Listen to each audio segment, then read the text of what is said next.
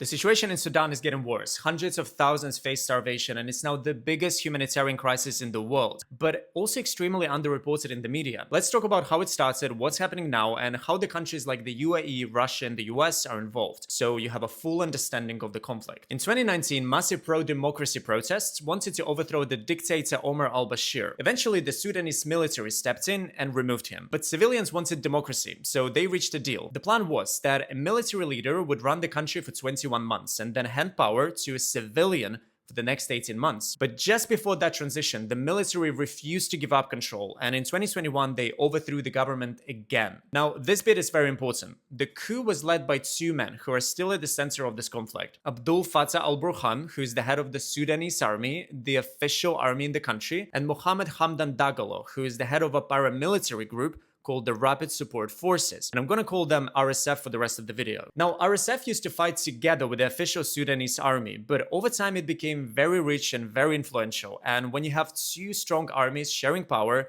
that's always a recipe for disaster, because eventually both will want to consolidate power and both have weapons to fight for it. And that's exactly what happened. Both started fighting each other and the war escalated very quickly, and Sudan fell into this horrific civil war. Cities collapsed, civilians got trapped, more than 150,000 people have been killed, over 12 million had to leave their homes, and according to some reports, 500,000 children have died from starvation. The country is now split. Some areas are controlled by the Sudanese army and some by the RSF, and others by smaller groups. Now, the question of genocide. RSF has been active before the civil war and was accused of crimes against humanity in multiple other conflicts. Sudan is a very ethnically diverse country, and Human Rights Watch says attacks by RSF on non-Arab communities could show genocidal intent. In 2024, the UN found war crimes by both sides, but didn't call it a genocide. Foreign countries are obviously involved in this too, mostly because of Sudan's gold, and especially today when the price of gold is higher than ever. For example, Russia has been sending weapons to both sides in exchange for gold to help fund the war in Ukraine. The UAE is the most controversial part of the conflict. There is a lot of evidence, including satellite images, that suggests that UAE has been consistently supplying weapons to the RSF.